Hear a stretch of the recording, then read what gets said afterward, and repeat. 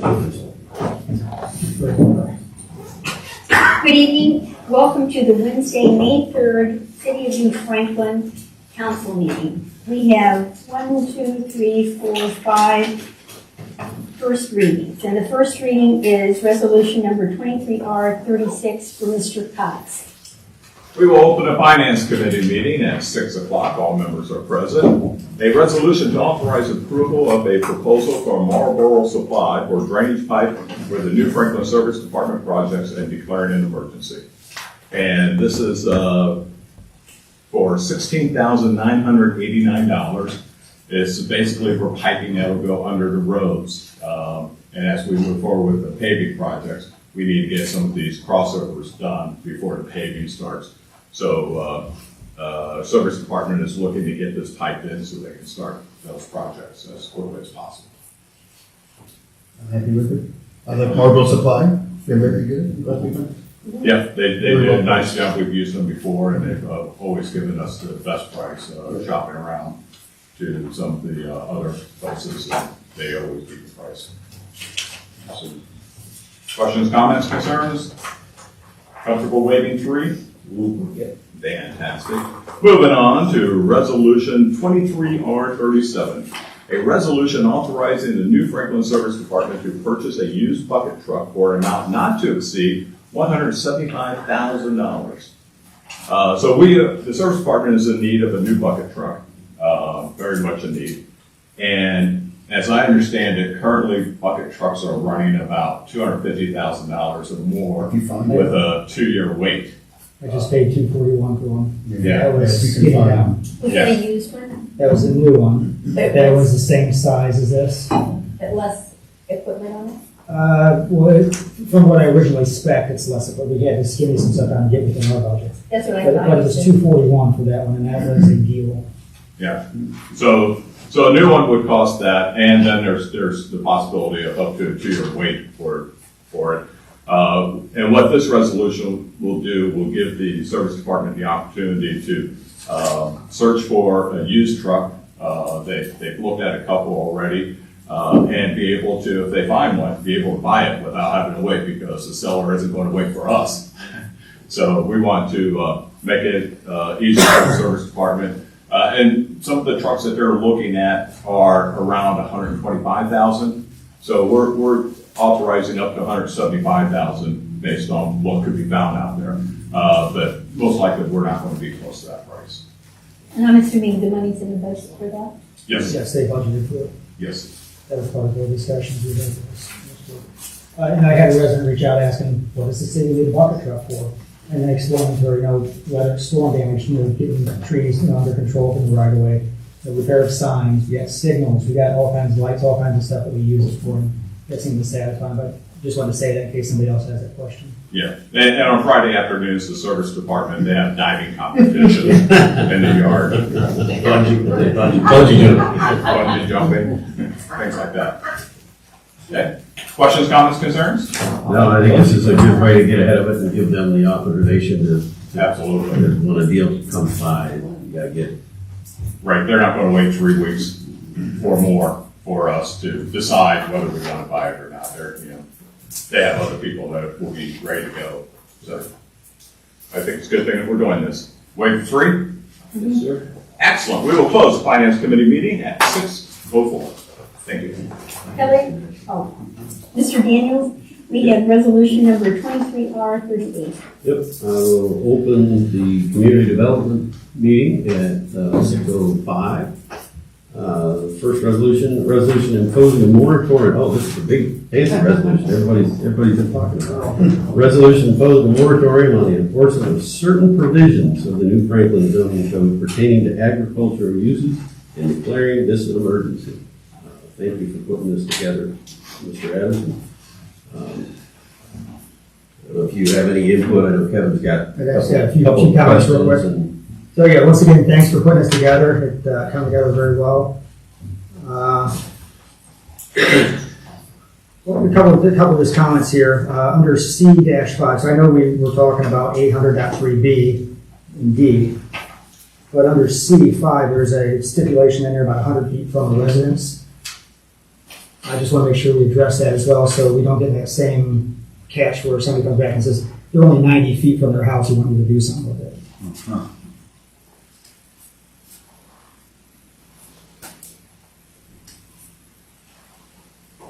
Yeah, we did not, well, we can certainly amend it and add that if you're, if you folks are comfortable with that. Well, I I don't know if we talked specifically about that particular issue. We didn't, and I don't know that there's a concern in the community with that regulation. Yeah, my only concern was that if, we're trying to stop this from becoming more of a complaint issue and trying to not enforce it until we can actually, rectify this problem in its entirety. And it's just one of the things I caught in there that could be a potential, which I'm not saying it is, but it could be one down the road. So there's a definite specific, it's under C, dash 5, that talks about the distance from a dwelling.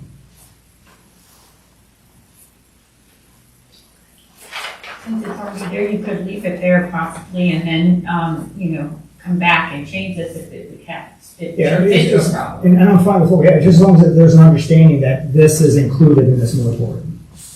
So I just wanted to state that for the record.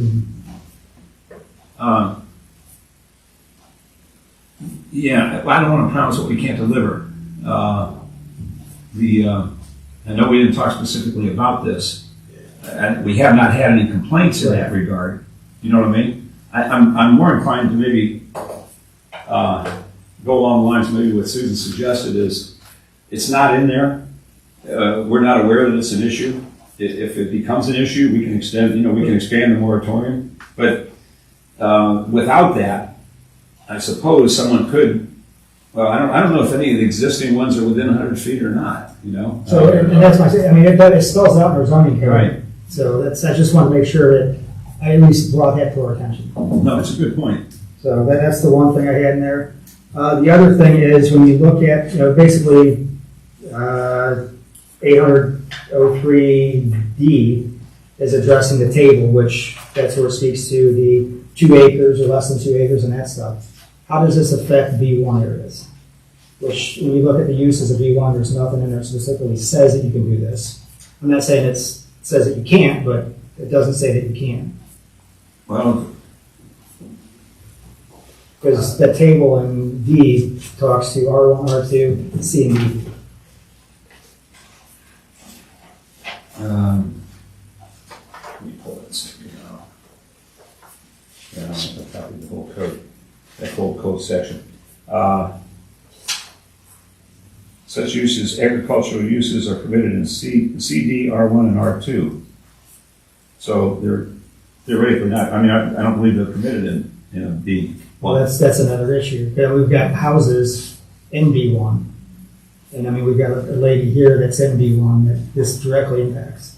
Well, that's a whole nother issue. Okay.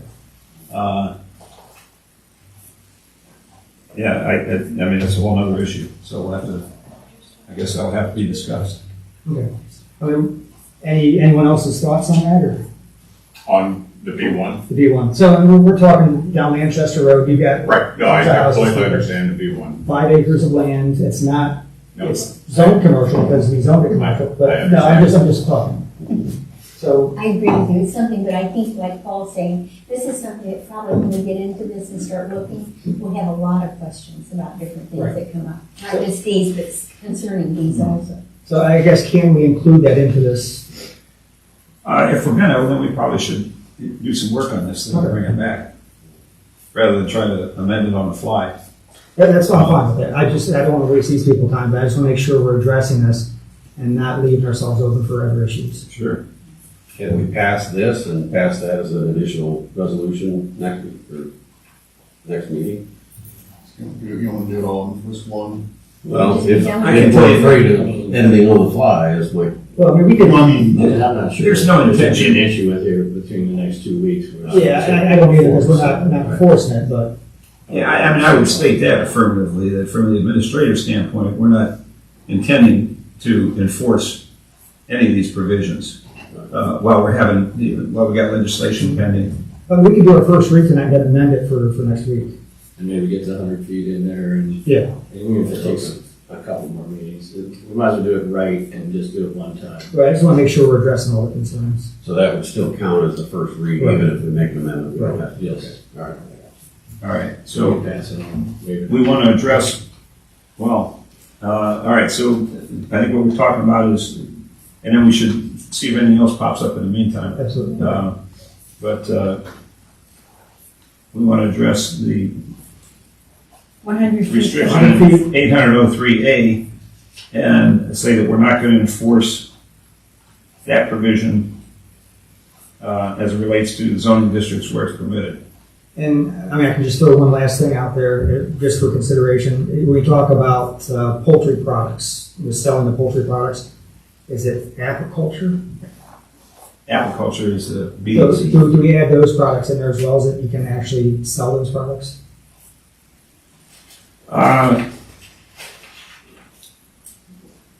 Well, I'm not sure there's anything in here, let's see. Okay. So we're talking about, Well, now we're moving into a completely different issue because now we're saying it's okay to run a business out of a residential area. well, it's already in here for poultry products. I understand. I'm saying that, according to our zoning, you cannot run a business out of, in a residential area, out of your home. So if you're, selling eggs on the street, is that running a business? Well, I mean, In Ms. Mueller's case, she's in a business district. So with her selling her products, I don't know where there's a problem with that. so it's not saying that we're selling stuff, it just says you can produce poultry and poultry products. I was just thinking if we do the aquaculture products as well, it's just a comment. Okay. Like I say, I'm not saying we're creating businesses, but it's just to cover that product. Okay. Got a comment from? Yes, under current code, the selling of agricultural products is permitted Okay. from a residence. I don't know for Yeah. sure, but, okay. It is. Matt Bailey, Sturgeon Drive. Yeah, we're not in a formal meeting yet. Okay, yeah. Can agriculture already, the definition in your code already includes poultry products? It does, we're just talking about exclusions for the moratorium. Oh. In the 2A. I thought you were saying should be included in. No, I'm talking about the agriculture products as well. It is considered agriculture. so- Right. But you can jump in afterwards. Yeah, that definition talk, look, poultry products are named, are included poultry husbandry and the production of poultry and poultry products. It doesn't say anything about the sale. Right, and I get that. Okay. So I don't think we get into that area at all. No, I wasn't saying we're condoning the sale, but I was just talking, when you have bees, you get byproducts from bees, and it's just a comment. No, it's a good comment. Yeah, but council, you got to decide. I mean, I think you may be right. I don't know if we want to extend too far because Okay, that's fine. Point taken. Any other comments, questions, concerns? I do. Go ahead. Well, we'll start out with a couple things in here. Under poultry husbandry, does that allow for roosters? And I don't need answers to these necessarily. On here is talking about lot size and not nuisance, which is very important. We talked about that at the last meeting, that we would still enforce if it's a nuisance. Who decides what's a nuisance? How is a nuisance determined? Is it based on number of complaints? Is it based on noise? What's it based on, and how does that get put in?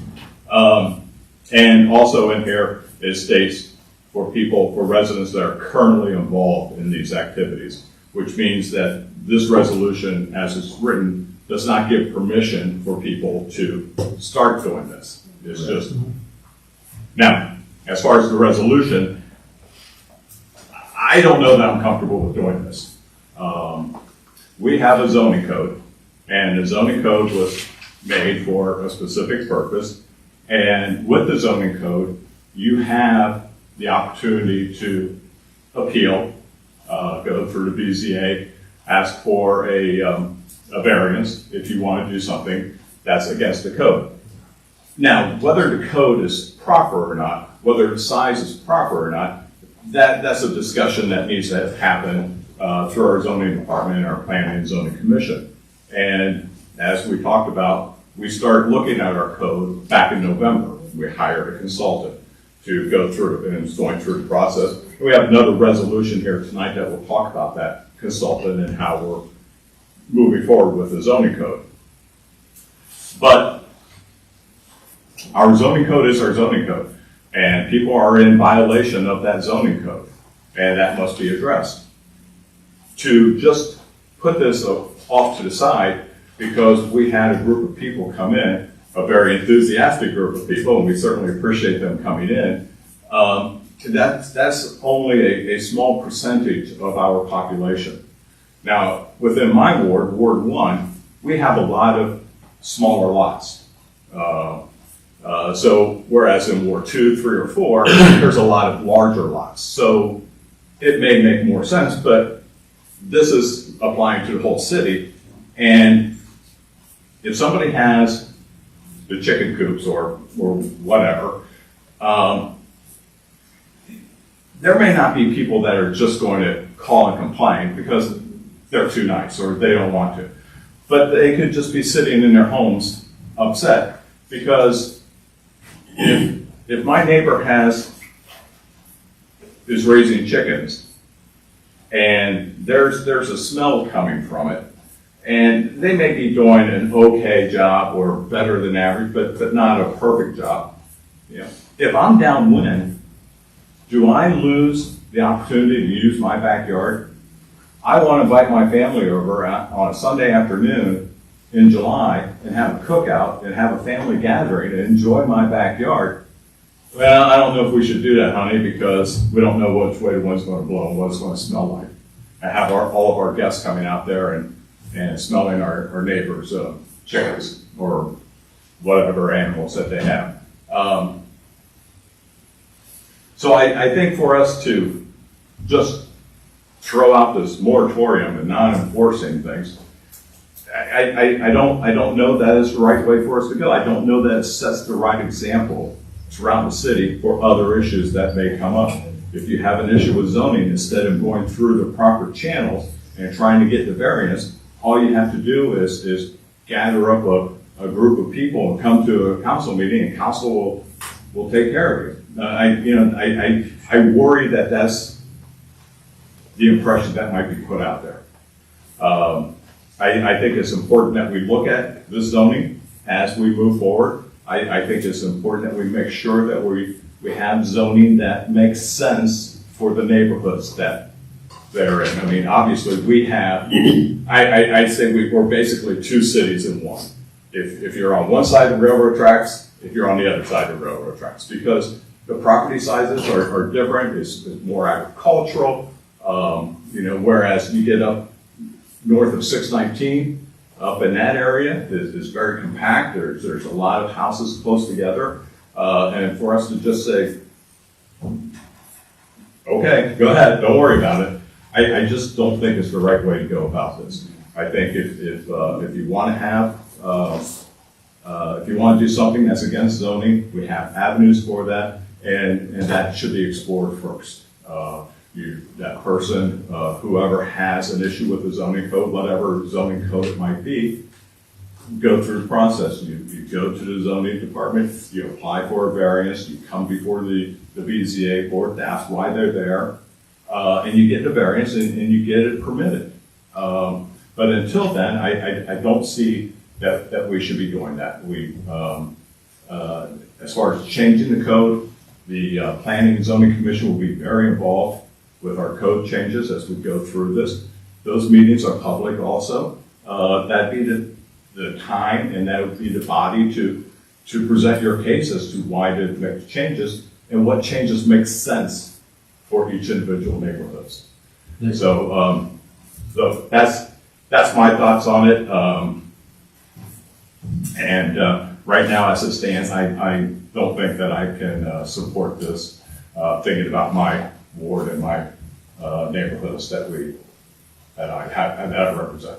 Can I add to that with a question that I got a little confused on, because I asked about the BZA, and the feedback I got, maybe I understood it wrong, was that there wouldn't really be a process for the BZA because it's not a structure.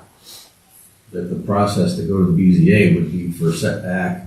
I checked with Barry this morning, and he said, yes, any zoning code, Variance. Okay. yeah, can go through before the BZA for variance.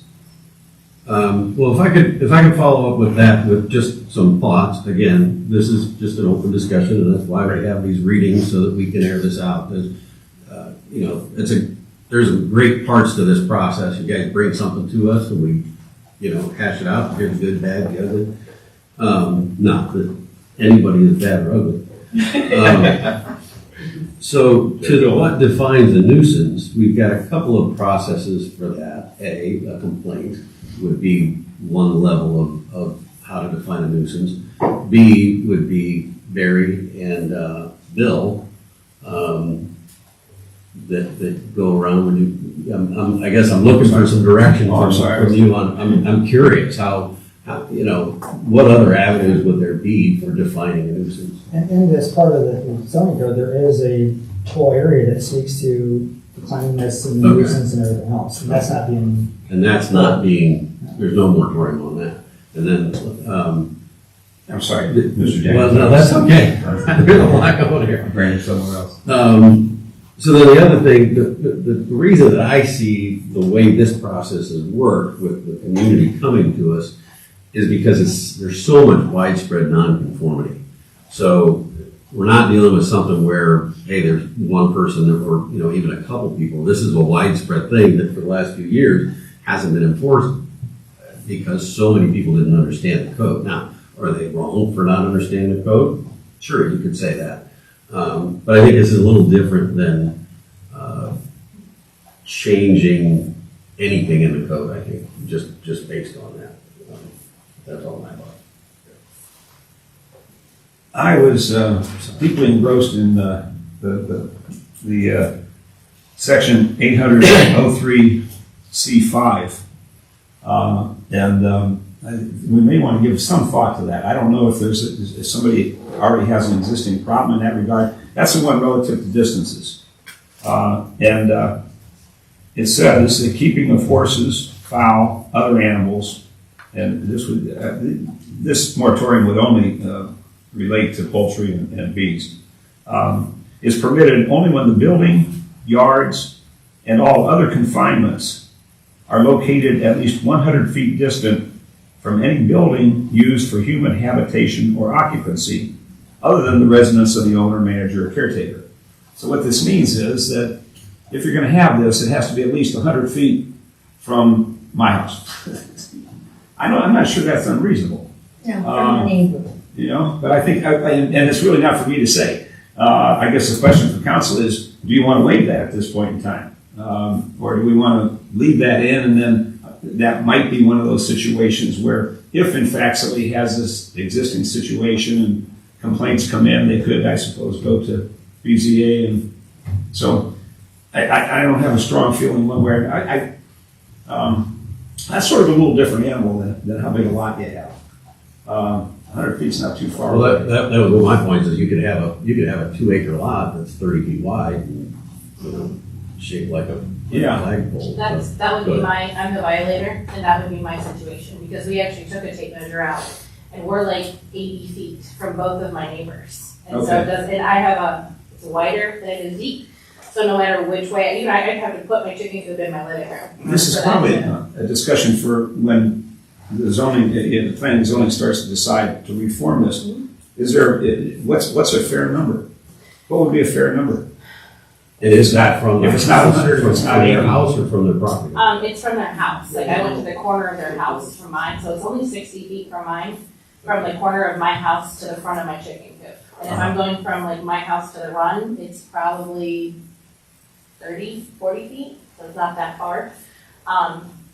I'll just kind of kick it back to like when you're in like downtown Akron, they have them on, like, you know, in their backyards. I mean, so I guess it kind of just depends. I agree with you 100%, Mr. Cox, that there has to be some type of rules for nuisance. I like the idea of getting Barry and Bill involved. When I actually called them to ask what to do, they asked if I had roosters, and they asked if they were free range. That was how they defined as a nuisance. That was their response to me, which I have, you know, minor coot and no rooster, so that would definitely be something, I don't know, 50, Yeah. 60 feet, Well, I think there needs to be an amount. I'm sorry, I don't know. that's kind of my point is how do we determine what was a nuisance? Because what's a nuisance to one person may not be a nuisance to somebody else.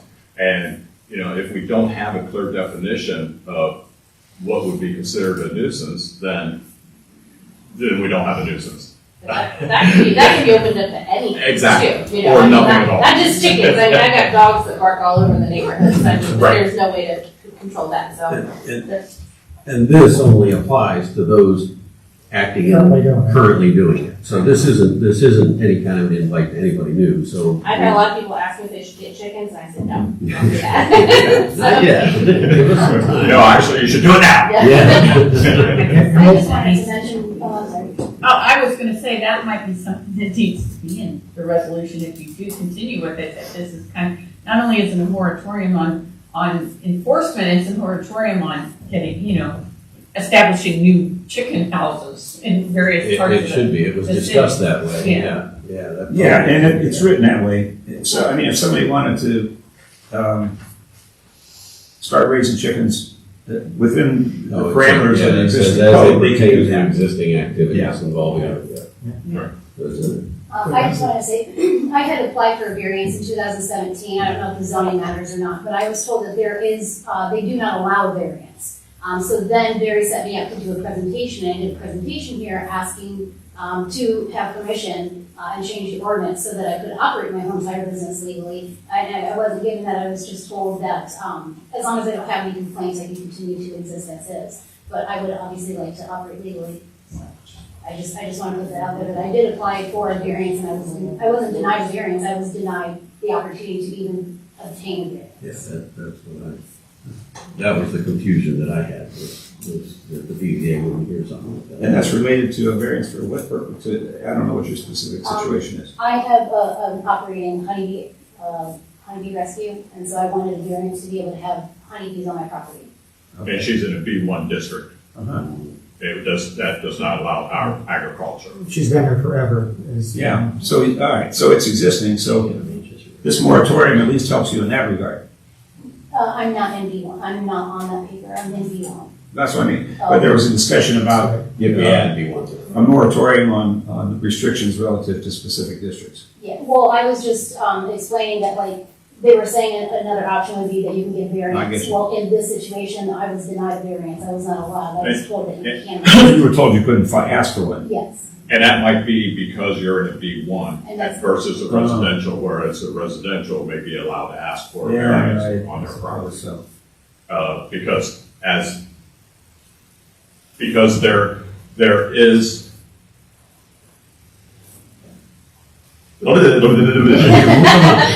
Chickens are allowed in residential areas as long as you're 2 acres or more, as the code is currently written. Chickens are not allowed in the B1 area. So to ask for a variance or something, that may be a little bit different as opposed to ask for a variance of the current code. So I can't say for sure, but that's my thoughts on it. And when I talked with Barry this morning, he said yes, that someone could go to the BZA to get a variance for this type of thing. Or probably just for a residential area. Yeah, That's the B might be a problem. It's fairly expensive to ask for a variance, isn't it? It's $300 or $400. Anything else? This has been a long committee meeting, and we still have another resolution. So this needs some work, is what we're saying. It does, I think it's. That would be Jim's got some. But we'll use one meeting on it tonight, and then we can Yeah. work on it and come back next week, or in 2 weeks. Again, this is a great process, and it's the way it's supposed to work. Anything else on that one? So we're not waiving the 3.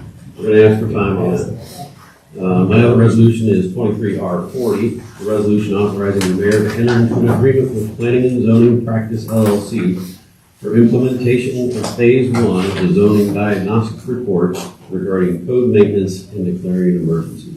So this is Fred Guerrera, I think is how you say his last name. And we worked with him.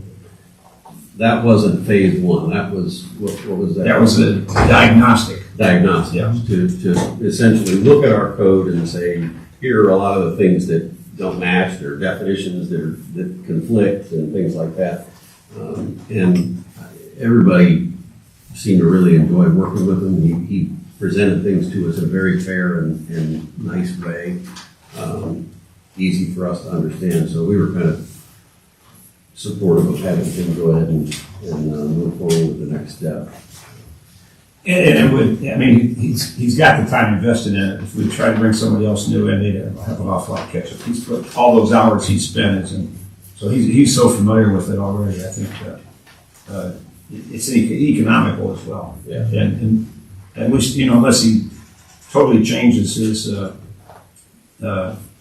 moral ethic, I think he'll be more than fair with us within that. Yeah, We're going to get our money's worth. He has, and the cost of the diagnostic, I thought, a number of us thought was very reasonable. And here he's saying $2,500 a month 12 months. for 12 months, okay. Yeah. But that was going to be my only comment on it was, I thought he did a great job. I'm supportive of using him to go through the next phases. With it being 12 months, can we put like a not to exceed $30,000 in the legislation? Because that would be, because if you look at his schedule, I'm just looking for transparency. If somebody picks this up and reads it, they see $2,500 a month, they don't know the appendix that shows all the months that he's going to have in the schedule and everything else. It just kind of cleans that up and gives us an end target on it. If I may, the attachment actually shows a 14-month process, so it would be $35,000 as the contract is written, or as the schedule is written to the attachment. And that's certainly a concern that is 14 months long, and that's going to be $35,000. And I think that $35,000 would probably be well spent. That, this is something that we absolutely need to do. We need to take care of our zoning code and have it make sense, and have it user-friendly, have it friendly for individuals to get online and see it and understand it. And I think it's hugely important that that Barry and the Planning and Zoning Commission understand that this is a $35,000 project, and so they need to be committed to this, so that they're having their meetings on a regular basis, that enough of them are showing up for those meetings so that they can actually have a meeting, and that this process stays on schedule, that we're not seeing any delays on this. Our consultant is very generous with his time, but he's not going to be abused, and we don't want to abuse him on this. So, I think it's very important that there's a good understanding and commitment from our Planning and Zoning Commission and Barry to make this happen, move forward. I'm not sure if I missed something, but I see it starting in May of 23 and ending in April of 24. Hang on, let me pull it up. There's a few months that he put on two different lines. I'm not sure if you're counting these those. We start off with, this is the target metrics. Then we're doing May, June, July, 23. Then we pick up with July, August, the 23. So July's in there twice. Then we go September, October, November. And then the next line, which is for, we do November, December, so November's in there twice. Then they finalize the last 120 days with January, February, March, April, the 24.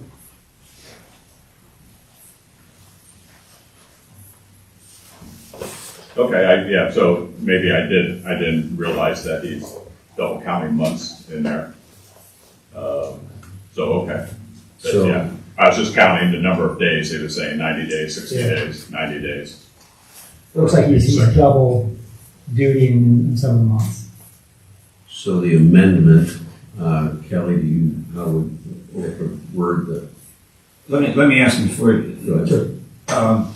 I mean, Mr. Powell's correct in it does envision a 12-month process.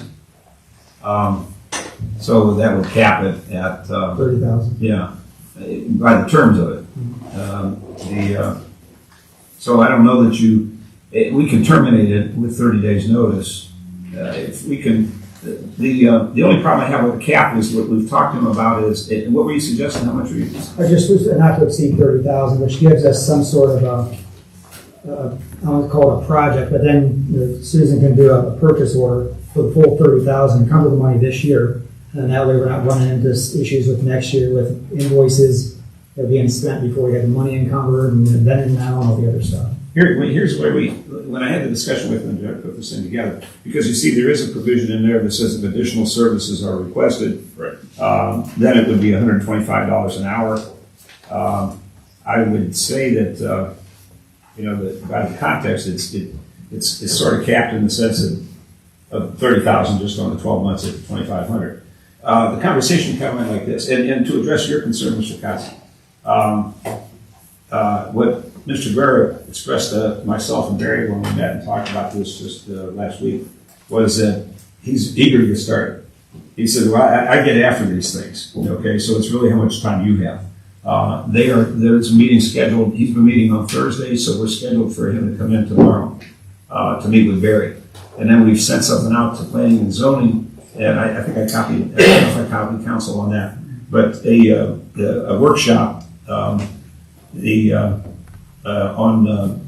next Thursday, their regularly scheduled meeting, to engage them. And I've let them know in the email that I sent them that this is going to be a busy project, that we're anticipating monthly meetings. So I can tell you it's full speed ahead from the standpoint of the discussions that we've had, and we're going to keep moving on it. I have no objection to a cap on it if you feel. I was just hoping something in the legislation, if any resident picks it up and they read the legislation and they're not seeing the attached appendixes to it, it gives them an idea of the total scope of the expenditure. I mean, the attachments will be part of the resolution, and what that means is and so what we talked about, and we tried to come up with a number. I said, should we do this on an hour? I suggested an hour. He said, well, why don't we do a month? He said, I'm going to spend more time. He said, that's how I am. And so I'd rather do that than try to figure out, if I'm working, thinking about this at 8 o'clock tonight, to put a dollar sign behind that. He said it could be that when we get into certain sections that it's going to be more work. All right. So for instance, we get into the subdivision regulations, we might do more than what would normally be $2,500 worth of work. And in that circumstance, he'd come to us with an invoice for something additional. This would permit us to do that. If we cap it at 30 grand, we'll have to come back to council. And I'm okay either way with it. I mean, that's really the thinking on it. And like I said, I think he did a great job. And just for anyone listening, I mean, there was times where he did an abundance of hours versus what he was charging us. And he was very fair with it. So I don't have a concern about him taking advantage of it. I was just looking to put some sort of a confined on it. And that helps Susan as far as doing a purchase order for a full amount. Mr. Powell, Yeah. one thing that you've talked about numerous times is Contingency, having a contingency. So, what about in this situation? 10%. Yeah, well, I was going to So suggest that- 5. So if you did like a 10% contingency, that gives you your Say, flexibility. So an amount not to exceed 33,000. Yeah. All right. Well, we can amend section 1 to say in an amount not to exceed 33,000. Terry, do you have something? Yeah, this first phase of the zoning code includes the agricultural section. I would hope council would have some type of forum that interested residents could have some input. It's obviously a very, big issue to a lot of people. We have a lot of very experienced livestock owners in the city who are aware of the county, the city, the state, the federal laws regarding animals, animal care standards, the Ohio Livestock Standards Board, that could weigh in on this. The more people have feel like their voices are heard, the easier this is going to go, and that would work better for the city. So, They're already. I can address that. Exactly. And so the intention is, and we're calling that basically a kickoff meeting with planning and zoning. It's a regularly scheduled meeting, but they have no other business scheduled for that day.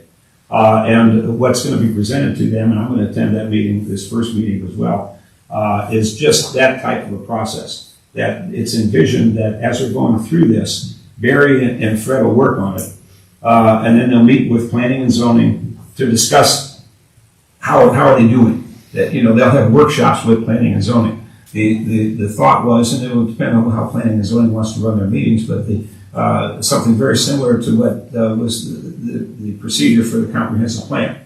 That there'll be public meetings, the public will be invited to attend, the planning and zoning commission will do the work with Barry and Fred, and have those discussions, and then at the end of the session, you'd have an opportunity for questions. The thinking was to not necessarily make this a 30-member process, and all those workshops, those would take place along the way, opportunity for input, and then eventually when they're ready to present the revision, then that goes to planning and zoning. There'll be public hearings on that phase as well.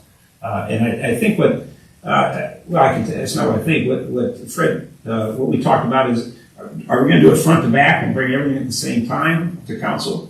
Or are we going to do this in segments? And that's why you see the segments outlined in the proposal, that it just makes more sense to try to grasp this thing in pieces as we move along. So that's the intention. When we did it years ago, when it was the agriculture, that was the whole, this room was packed for months at a time.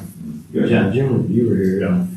Judy and, it was packed house every time, and it was the agricultural part. And we got people out here with expertise, you're right. Would it be possible to have a representative from the community as part of this panel, and they're engaged? So the reason I'm asking this is, instead of them coming back with recommendations, if they have a representative as part of this panel. They do have representatives. The Planning and Zoning Commission is made up of citizens.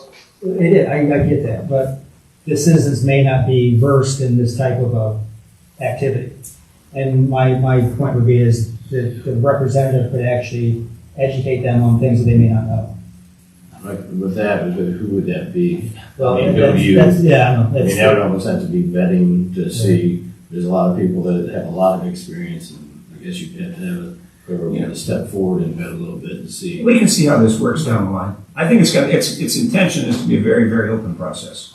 If it's not open, it doesn't work right. Yeah. Right, that's the That's the whole reality point. with all of this thing. Right. Mark? And to that end, the only comment I had about the proposal here after having looked at the diagnostic report, if I remember exactly what Fred said was that in that section 800, or section 8, the supplemental land use, he said that was a huge basket with a whole lot of different things lumped into it, and agricultural being one of the pieces. So I'm wondering if he's actually got enough time in there for dealing with section 8 and all the stuff that's in it. I don't know. I would guess by this point, the time he's spent, he's probably got some very good ideas and looked at that section where because he spent a lot of time, probably more than. And he has about 30 years experience with this.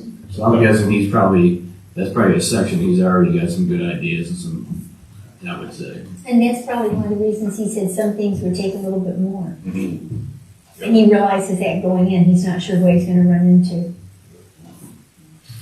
Okay, any other comments? Thoughts? Are we passing this? We're in the 3 on this tonight? We're as amended? So we are amending at the very end to state in an amount not to exceed 30,000. And I 33. And but add total in there for what? In a total amount not to exceed 33,000. In a total amount, Not to exceed 33,000. 33,000. And that would be at the end of section 1. Everybody good with that? Waive 3. All right, we'll close community development at 6:43. Notice how finance was only like 2 Yeah, minutes. it's 4. It was 4. I was in. Yeah, he did. That's 4 minutes. That's the fastest one ever. Resolution number 23R39, Mr. Powell. All right, I'll open up the Utilities Committee at 6:44. This is a resolution authorizing the mayor to execute any agreements, memorandums of understanding, or other documents necessary to participate with Summit County in applying for a OPWC, Ohio Board of Works Commission funding for the Q-834 New Franklin Sanitary Sewer Improvement Project at a cost not to exceed $50,000 and declaring an emergency. I'll let you take this. Okay, thank you. This is the project that we've talked about for about 6 years. So this is the first step of bringing sanitary sewer in, and it has now been confined to bringing sanitary sewer into the State Route 93 corridor. So this is the piece that will bring the sewer from the Vanderhoof pump station up Vanderhoof, to the Barber wastewater treatment plant up Vanderhoof to 93, north and south, well, actually just south on 93 to Grace Church. It's a project that is currently being estimated in the range of $15 million.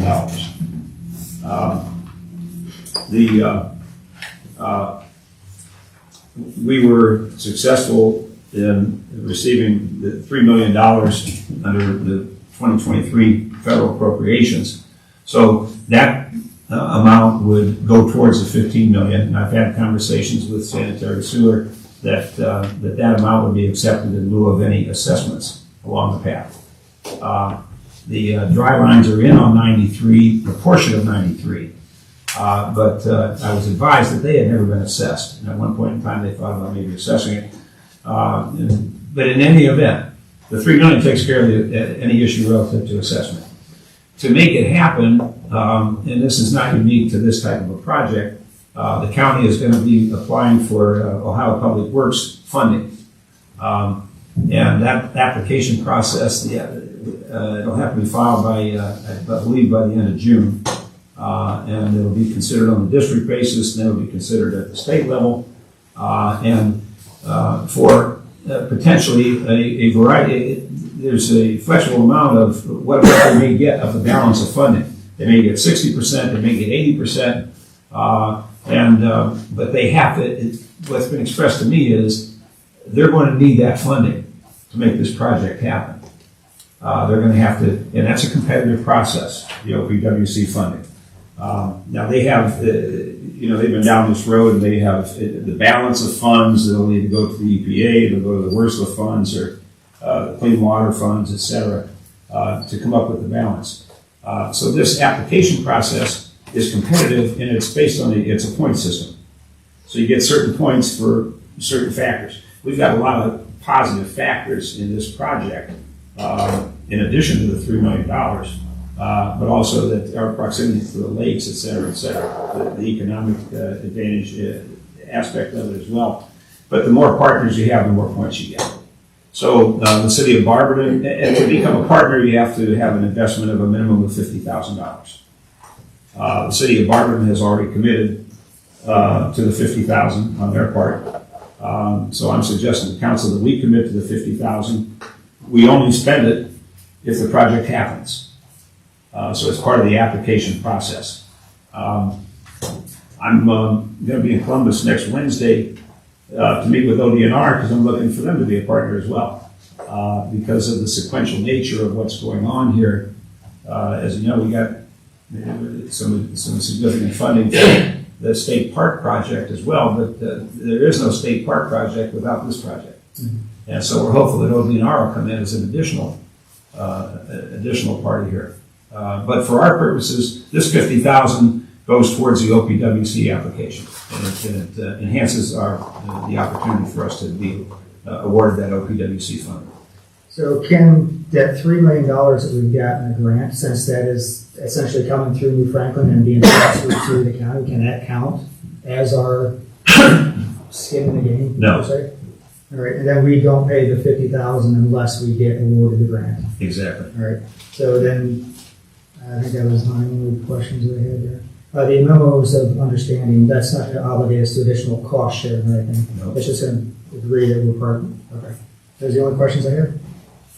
Could you help me understand the assessment a little bit more? So you're saying that the $3 million can go directly to offset a specific assessment. So as the 15, you just call it a $15 million project happens, what percentage is normally given to an assessment of the cost of the project? I mean, I thought it was a lot. I thought it was the majority of the project that came forth to assessment. I was going to say the $15 million is for the heart of their system. Okay.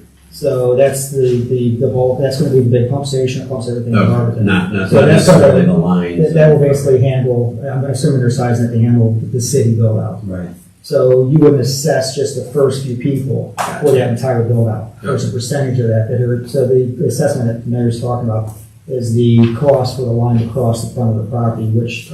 That we've heard numbers of 15,000. So that will offset those for all the residents along that pathway, and they won't be responsible for that. Okay. And then to reiterate, this is not in a neighborhood. This is This Just is the down main- Vanderbilt. Just the main line down Vanderhoof, and the 3 million will be able to be used to offset assessments on Vanderhoof and Manchester. Just to be clear, assessments are the fees you would pay for the line crossing, that's not Right. tie-in fees, and that's not to get the line out to the street and the other stuff. Okay. And there's no mandatory tie-ins or Right. anything like that, so, yeah, that's a good summary.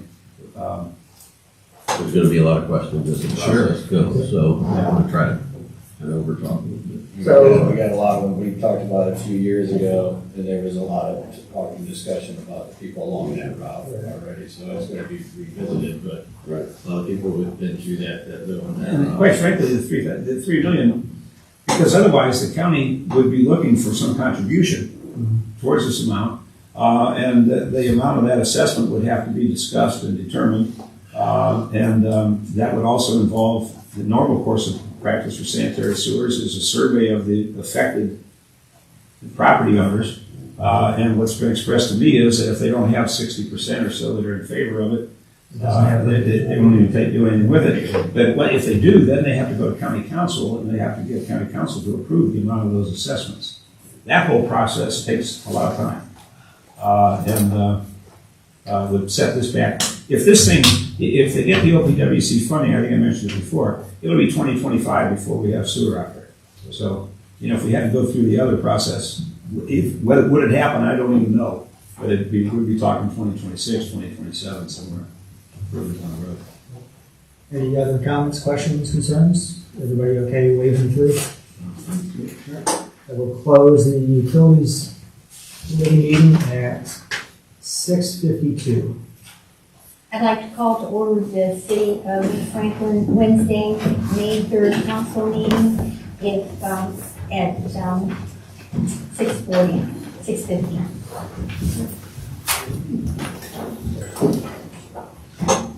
I pledge allegiance to the flag of the United States of America and to the republic for which it stands, one nation, under God, indivisible, with liberty and justice for all.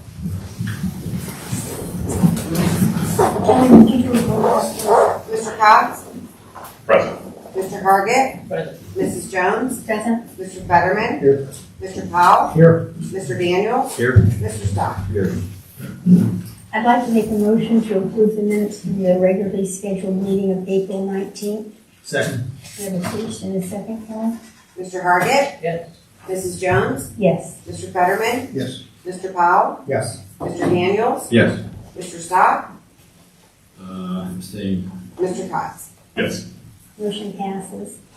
Do we have any public comment? No? We'll go to our first reading, resolution number 23R36.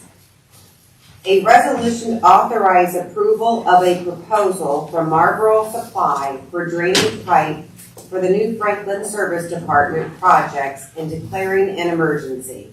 This resolution is assigned to the Finance Committee. We move to waive the 3 readings on Resolution 23R36. Second. Do you have a first and a second, Helen?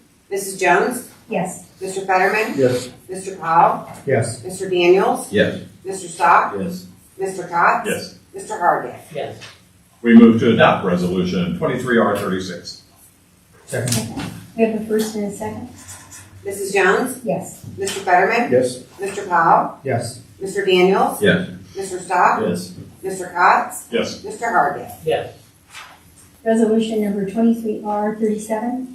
A resolution authorizing the new Franklin Service Department to purchase a used bucket truck for an amount not to exceed $175,000 and declaring an emergency. This resolution is assigned to the Finance Committee. We move to waive the 3 readings on Resolution 23R37.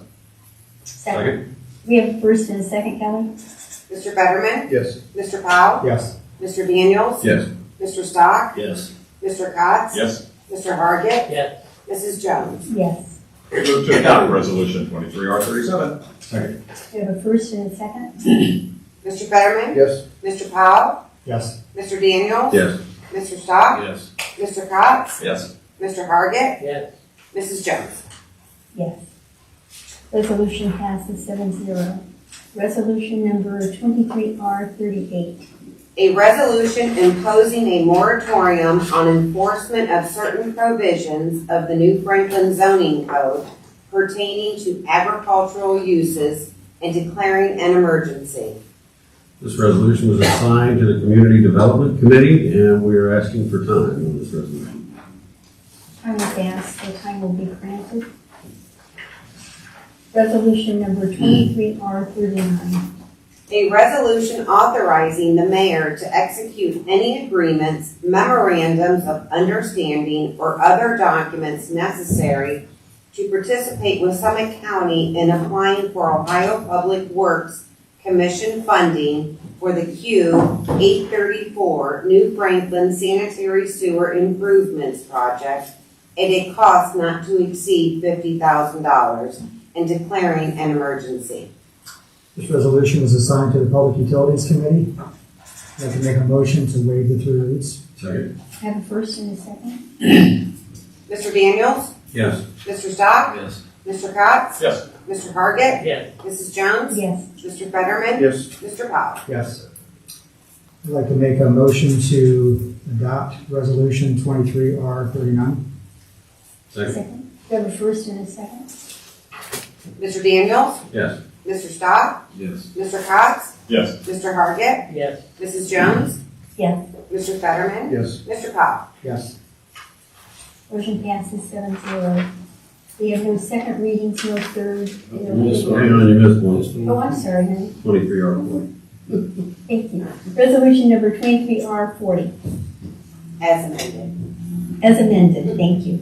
A resolution authorizing the mayor to enter into an agreement with Town Planning Practice LLC for the implementation of Phase 1 of the zoning diagnostic report regarding code maintenance and declaring an emergency.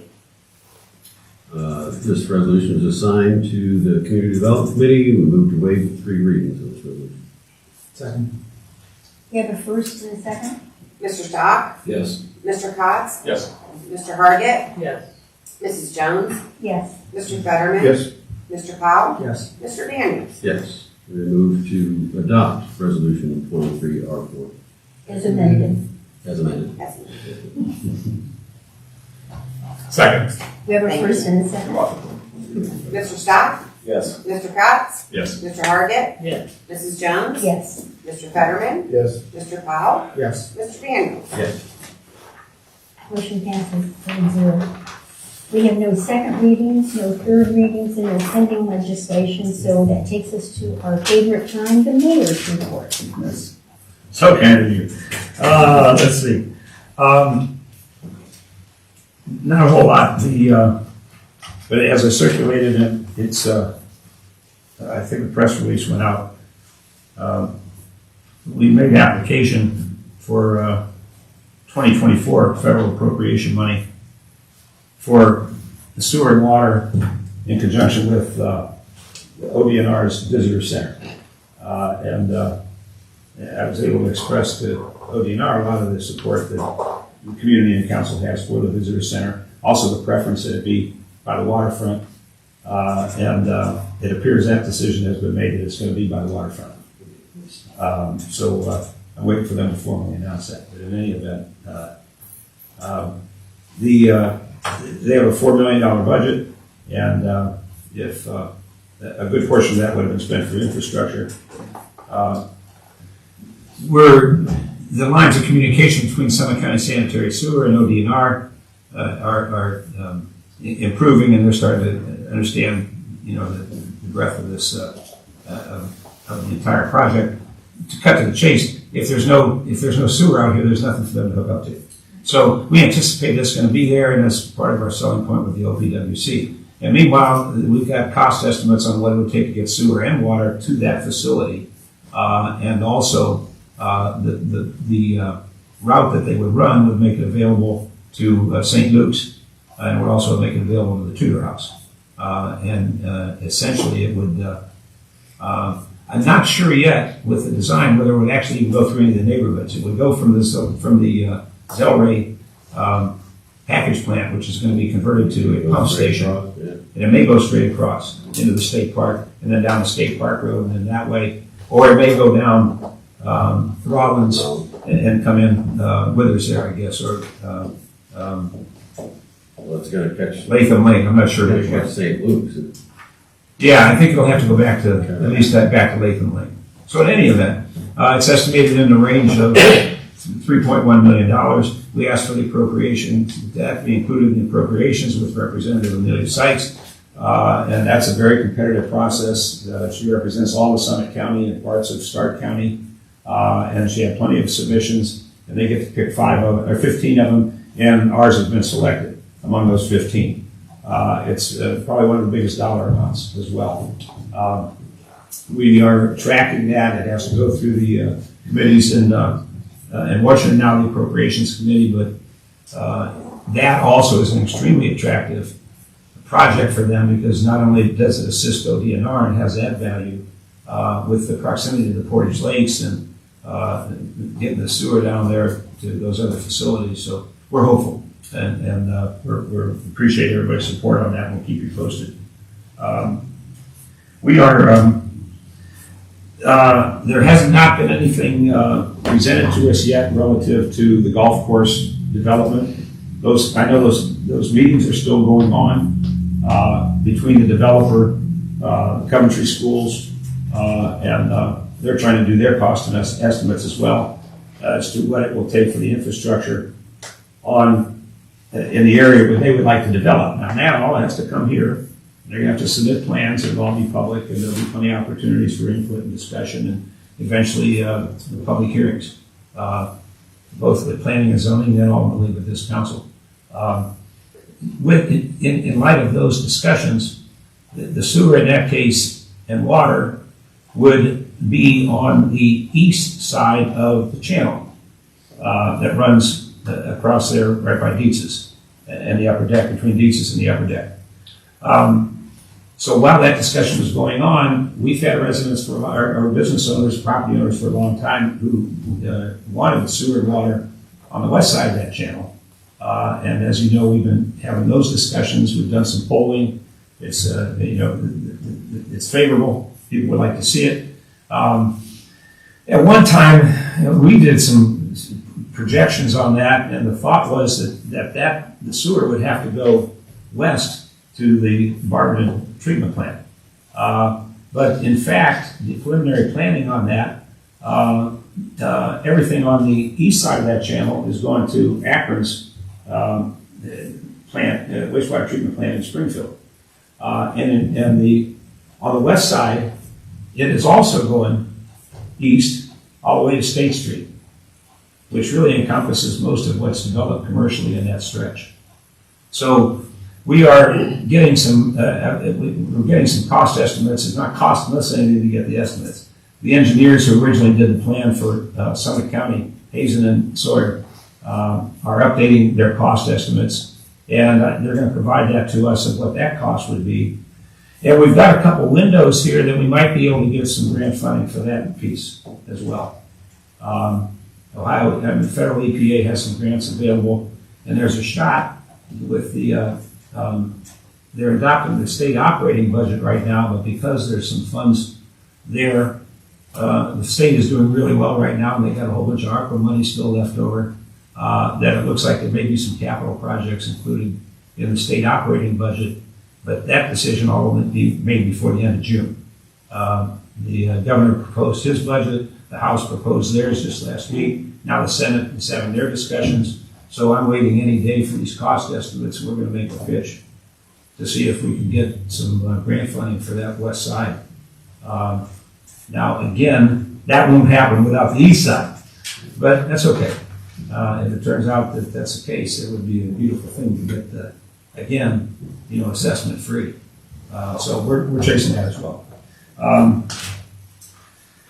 We met on a smaller scale last week with the Akron Community Foundation, who we've never gotten any funding from, and they do a marvelous job around the county, and they support so many ventures, and among those arts and culture. And so we made a presentation there. Laura Jo Hawk has a relationship with them from her previous experience in grants.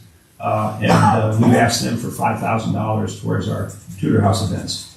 And we met with them and had a really pleasant conversation last week. They're going to announce in June. So we're hoping we get a little bit more money to keep doing more at the Tudor House with our events. On that note, we have the next event coming up is Sail into Summer. And that's going to be the Sunday of Memorial Day weekend. And we've got great turnouts. We hope we get even more. So the kind of things we're doing with some additional funding, because we went out and we got some sponsorship for some of these events also. So we've got a little bit extra money to play with. So we're going to have some more, 4 or 5 different kids games that we're going to bring in for the kids to have something to do while everybody else is walking around shopping. We're continuing to have fun with that. That Memorial Day, Saturday or Sunday? Sunday, yeah. I think I mentioned before, but I'll mention again, and we'll post it next week, that our intention this year for the Memorial Day Parade is to honor Korean War veterans. We have not done that previously, but the Veterans Park in Clinton added a commemoration for those veterans. I think I mentioned before, I think we have at least somewhere in the range of 48 Korean War veterans who are buried in our cemeteries. We've actually found we have a couple still living Korean War veterans here in New Franklin. We're talking to them, and so our intention is basically to honor the Korean War vets and have a couple people representative of that. So if you know somebody, if someone in your family served, grandparents, whoever, please let us know that, because we want to acknowledge as many people as we can at that event. And that, of course, will be Memorial Day. And lastly, we have another champion, national champion in our midst, the ever humble Robert Keith, our videographer, who was a tennis player extraordinaire, and now he's a pickleball player extraordinaire, and he's a pickleball ambassador. And Robert really tipped us off several years ago, probably 6 years ago, that pickleball was really big. That's when those conversations started. So Robert traveled to Florida for the U.S. Open National Championships, and in his age group won the mixed doubles.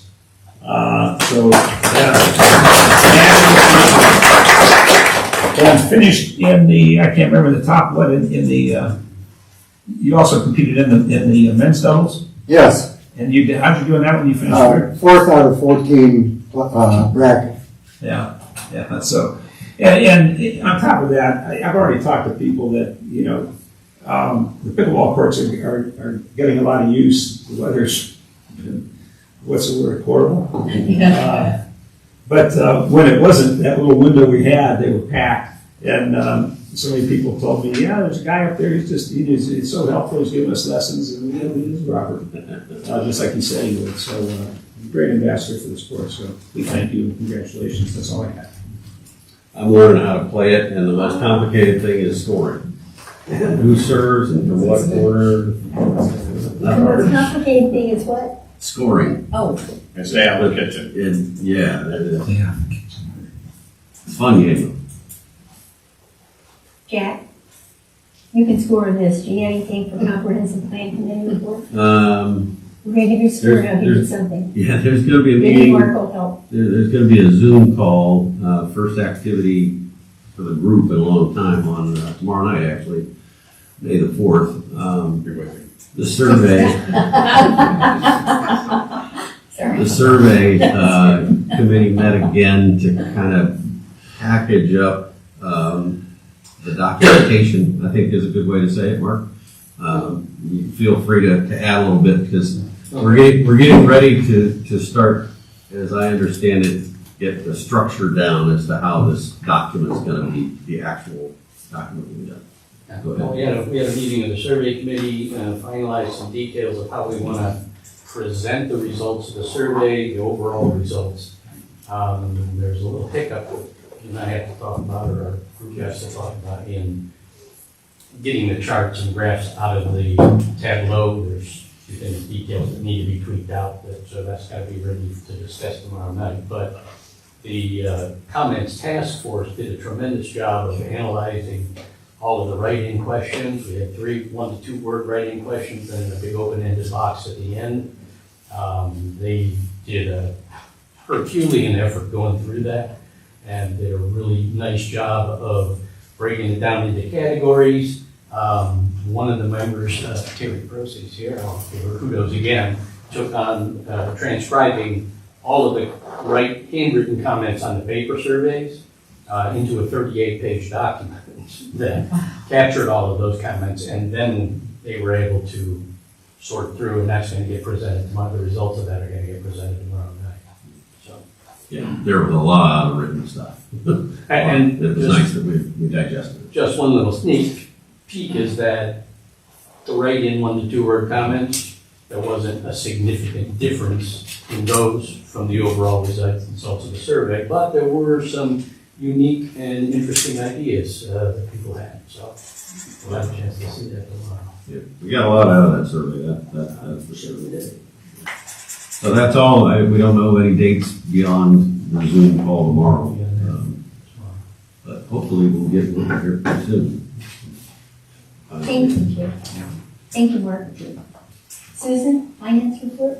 Well, this isn't really finance, but just to let you know that we did, as most of you know, we had shredding day last Saturday, and we shredded, even with the bad weather, 9,670 pounds worth of paper. So that's not bad. I thought it would be a lot lower because of the weather, and when I was here at one point, there weren't hardly any people here, but apparently they either showed up in the beginning or the end, but that's around the same numbers we usually get, so that's pretty good. As far as finance is concerned, we are having meetings with our GAP team, because they're putting together the information for our financial report. We're having Teams meetings with them. They should be finishing up with their draft by the end of this month. We only have a few more things that we have to go over for them to incorporate in there, in the report. We also have already been contacted by the Ohio State auditors because we also have to do a single audit because of the federal spending that we did in 2022 was over the $750,000 limit. So we have to have a single audit done for that. We have a CFA done, which is our schedule of federal monies. That's all done. The auditors have that, so they're already started looking at that to begin with. They also have some of the auditor's office had all the entities send them specific reports out of VIP to the state auditor's office, so they're using that information as well. They also do have access to all the information that we're putting on Julian Group's folder, in their folder for preparation of financial reports. So they're even starting on that part of it as well. So it's that part is busy and that's ongoing with everything else and all the projects that the mayor has gracefully given to us. So, but we're keeping our heads above water, and it's also time for vacations to start. So you'll see us in and out a lot. That's all I have. Susan, do you have did everybody file the ethics portion in the meeting? Does everybody have the May ethics? 15th, I think. I do not know because they don't let me know as far as your filing for your as an officer, as elected official. They don't let me know that. They just send us a form that says, remind people, as Kelly gets that too. Mm-hmm. So we don't get that. We don't get that response back. But everybody should have, should make sure that they get that done, and also take that ethics course online. It's not something that you absolutely have to have. It's not a requirement. The sunshine laws, that one is a requirement for at least once every term. But it's good to do that too, because there's a lot that people really don't know that affects, as you know from taking it, that affects your everyday life. Like if you, like an easy one, if you work for the city or are elected official for a city, you can't do business with us. You just need to know that. It's ethically, it's not a possibility. So, and there's also, nepotism and things like that. And some of them are felony charges. So it's always good to know those. Thank you. Do we have any old business? I was gonna bring up about the shredding day. Thanks for bringing that. 9,000 pounds is what I understand is a full truck, so that's pretty good. I talked a while back about the dredge on the Rex Lake Channel. The dredge has actually showed up, so that's moving forward, so that's good news as well.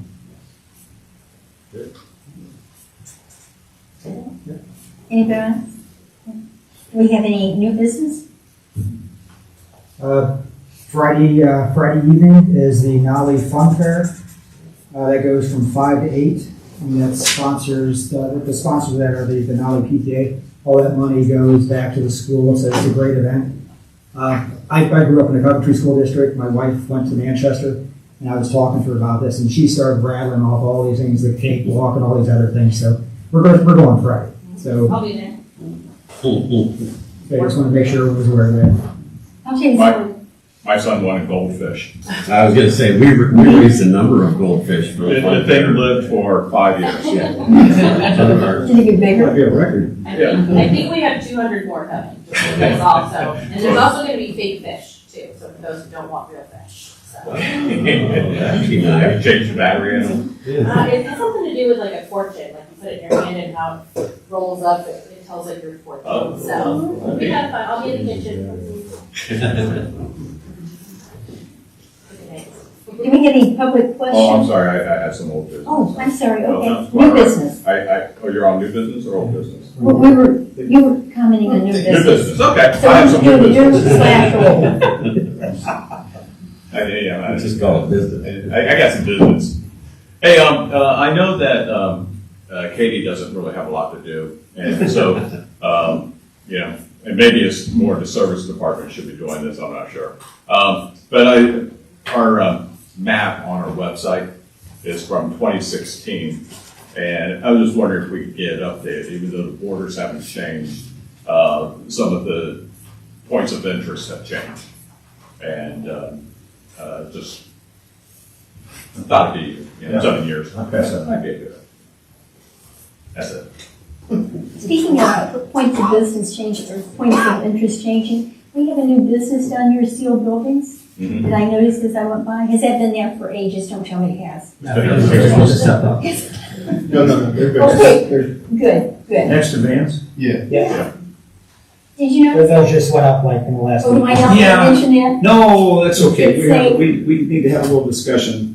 There were a couple preliminary matters because it was a surprise to everybody. Including the people who normally issue sign permits and those kind of things. They were surprised. So we're ironing that out. But yes. But I did notice it as I went by. Thank goodness it wasn't 6 months ago, right? No, that just went up.